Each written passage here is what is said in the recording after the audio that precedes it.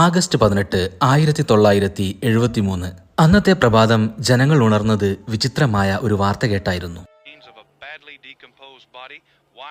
ടെക്സാസിലെ സെമിത്തേരികളിൽ നിന്നും മൃതദേഹങ്ങൾ മോഷ്ടിക്കപ്പെടുന്നു.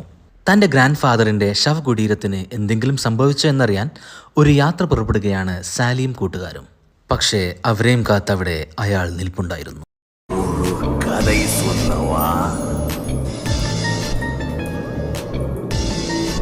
5 പേരാണ് ടെക്സാസിലേക്ക് പോകുന്നത്.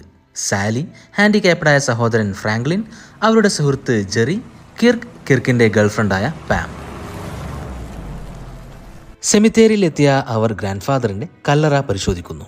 അതിന് യാതൊരു കേടുപാടും സംഭവിച്ചിരുന്നില്ല. തിരിച്ചു പോകുന്നതിന് പകരം അവർ അവരുടെ പഴയ തറവാട് വീട്ടിലേക്കൊന്ന് പോകാൻ തീരുമാനിക്കുന്നു. പോകുന്ന വഴിയിൽ അവരൊരു അറവുശാല കാണുന്നു. ഒരങ്കിൾ പണ്ടവിടെ ജോലി ചെയ്തിരുന്നുവെന്നും അവിടെ വെച്ച് മൃഗങ്ങളെ എങ്ങനെയാണ് കൊല്ലുന്നതെന്നും ഫ്രാങ്ക്ലിൻ കൂട്ടുകാരോടായി പറയുന്നുണ്ട്. അപ്പോഴാണ് അവരുടെ വണ്ടിക്കൊരാൾ കൈ കാണിക്കുന്നത്. അയാളെ കൂടി അവർ വാഹനത്തിൽ കയറ്റുന്നു. വളരെ വിചിത്രമായിട്ടാണ് വണ്ടിയിൽ കയറിയ ആ ഹിച്ചൈക്കർ സംസാരിക്കുന്നത്. അയാളുടെ ഗ്രാൻഡ്പയും സഹോദരങ്ങളും ആ അറവുശാലയിലെ ജോലിക്കാരാണെന്നും പറയുന്നുണ്ട്. അയാളും അവിടെ മൃഗങ്ങളെ കൊല്ലുന്ന രീതികളെക്കുറിച്ചാണ് വാചാലനാകുന്നത്.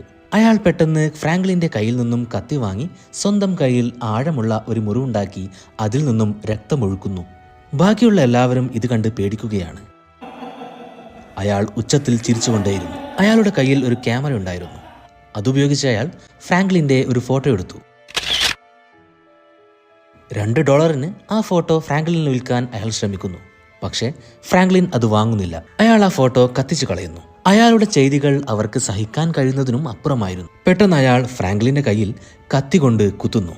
വാൻ നിർത്തി എല്ലാവരും ചേർന്ന് അയാളെ പിടിച്ചു പുറത്താക്കുന്നു. അയാൾ വാനിന് പിന്നാലെ ഓടി വരികയും സ്വന്തം കയ്യിലെ ചോര കൊണ്ട് വാനിൽ പിന്നിൽ ഒരു ചിത്രം വരയ്ക്കുകയും ചെയ്യുന്നു. അവർ അയാളിൽ നിന്നും രക്ഷപ്പെട്ട് യാത്ര തുടരുകയാണ്. അവർ വാൻ ഒരു ഗ്യാസ് സ്റ്റേഷനിൽ നിർത്തുന്നു.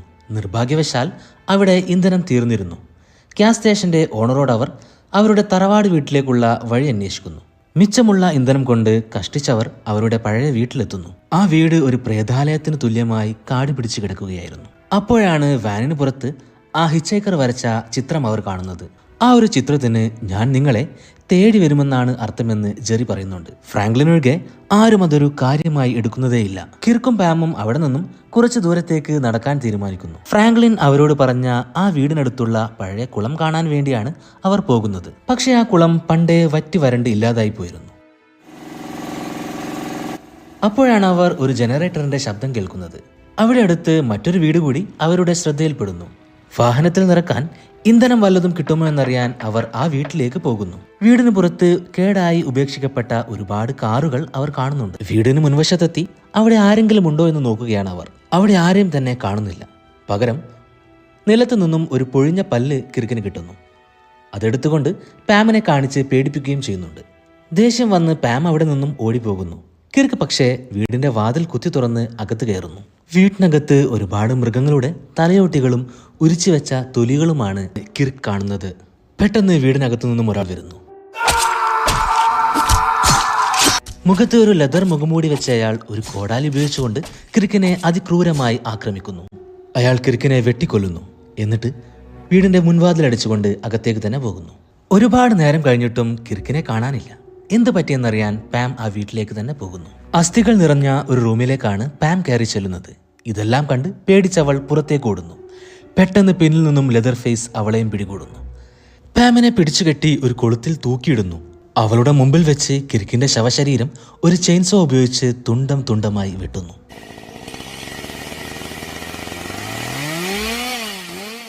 അവരെ കാണാതെ ബാക്കിയുള്ളവർ പരിഭ്രാന്തരാകുന്നുണ്ട്.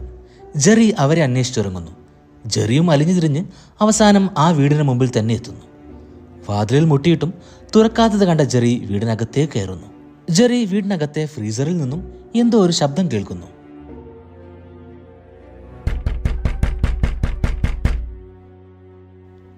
അത് തുറന്നു നോക്കുമ്പോൾ അതിനകത്ത് പാമിനെ കാണുന്നു. എന്താണ് സംഭവിക്കുന്നതെന്ന് മനസ്സിലാക്കും മുമ്പേ ലെതർ ഫേസ് വന്ന് ഒരു കോടാലി ഉപയോഗിച്ച് ജെറിയെയും കൊല്ലുന്നു. ജെറിയെയും ഒരു ഫ്രീസറിനകത്ത് അടച്ചു വെക്കുന്നു. ലെതർ ഫേസും അപ്പോൾ പരിഭ്രാന്തനാകുകയാണ്. മാനസികമായി വലിയ വളർച്ചയൊന്നുമില്ലാത്ത ലെതർ ഫേസ് തന്റെ കുടുംബത്തിന്റെ ആജ്ഞകൾ അനുസരിച്ച് മാത്രമാണ് ജീവിക്കുന്നത്. ഒരുപാട് പേർ തന്റെ വീട്ടിലേക്ക് അതിക്രമിച്ച് കയറുന്നത് കണ്ട് പേടിച്ച് അവരെല്ലാം കൊന്നുകളയുകയാണ് ലെതർ ഫേസ് ചെയ്യുന്നത്. രാത്രിയാകുന്നു. സാലിയും ഫ്രാങ്ക്ലിനും മാത്രമാണ് ഇപ്പോൾ അവശേഷിക്കുന്നത്. പെട്ടെന്ന് തിരിച്ചു പോകാമെന്നാണ് ഫ്രാങ്ക്ലിൻ പറയുന്നത്. പക്ഷേ സാലി അതിന് സമ്മതിക്കുന്നില്ല. മനസ്സില്ലാ മനസ്സോടെ ഫ്രാങ്ക്ലിനും സാലിയുടെ കൂടെ കൂടി ബാക്കിയുള്ളവരെ അന്വേഷിച്ചിറങ്ങുന്നു. ഇരുവരും ഉച്ചത്തിൽ കാണാതായവരുടെ പേര് വിളിച്ചുകൊണ്ട് നടക്കുന്നു.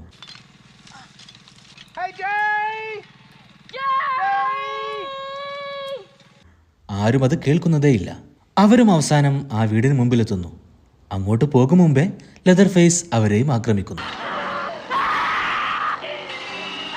ചെയിൻസോ ഉപയോഗിച്ച് ഫ്രാങ്ക്ലിനെയും കൊന്നുകളയുന്നു. അതുകണ്ട് പേടിച്ച് സാലി ആ വീട്ടിലേക്ക് തന്നെ ഓടിക്കയറുന്നു. വീടിനു മുകളിൽ ഒരു സ്ത്രീയുടെ ശവശരീരമാണ് അവൾ കാണുന്നത്. കൂടെ വൃദ്ധനായ ഒരു ജീവനുള്ളയാളെയും കാണുന്നുണ്ട്. പക്ഷേ അയാളുടെ ശരീരത്തിലെ തൊലി മുഴുവനും മരിച്ച ആൾക്കാരെ പോലെയായിരുന്നു. താഴേക്കിറങ്ങി രക്ഷപ്പെടാൻ ശ്രമിക്കുമ്പോൾ ലെതർ ഫേസ് അങ്ങോട്ട് വരുന്നു.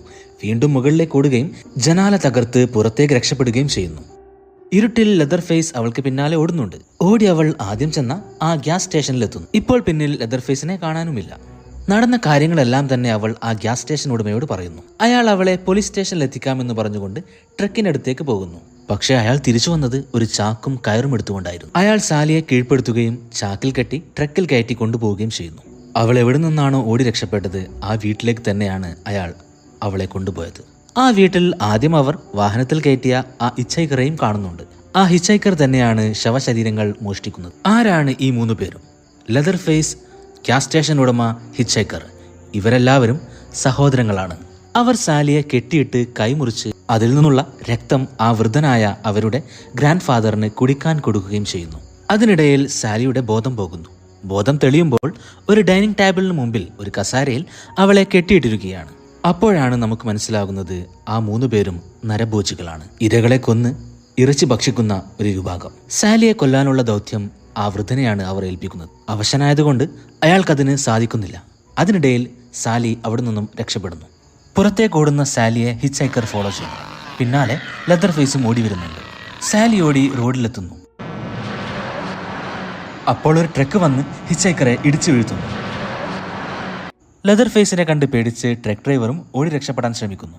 അതിനിടയിൽ ട്രക്ക് ഡ്രൈവർ എറിഞ്ഞ പൈപ്പ് റേഞ്ച് കൊണ്ട് ലെതർ ഫേസ് താഴെ വീഴുന്നു.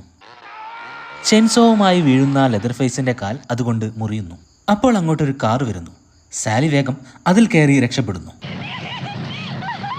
എഴുന്നേറ്റ് വന്ന് ലെതർ ഫേസ് തന്റെ കയ്യിലുള്ള ചെയിൻസോ ഉയർത്തിപ്പിടിച്ച് ശബ്ദമുണ്ടാക്കിക്കൊണ്ട് നിരാശനായി നിൽക്കുന്നിടത്താണ് ചിത്രം അവസാനിക്കുന്നത്. 1974 ടോബി ഹൂപ്പർ നിർമ്മിച്ച് സംവിധാനം ചെയ്ത ചിത്രമാണ് the Texas chainsaw മാസക്കർ. Slasher type സിനിമകളുടെ ഒറിജിനായിട്ടാണ് ഈ സിനിമ കണക്കാക്കപ്പെടുന്നത്. പിന്നീട് ഇതൊരു ഫിലിം സീരീസായി മാറുകയും 9ഓളം ചിത്രങ്ങൾ ആ സീരീസിൽ റിലീസായിട്ടുമുണ്ട്. തുച്ഛമായ ബജറ്റിൽ വന്നുകൊണ്ട് കോടികളാണ് ആ സിനിമ അക്കാലത്ത് നേടിയത്. മറ്റൊരു രസകരമായ കഥയുമായി വീണ്ടും വരാം. പീസ്.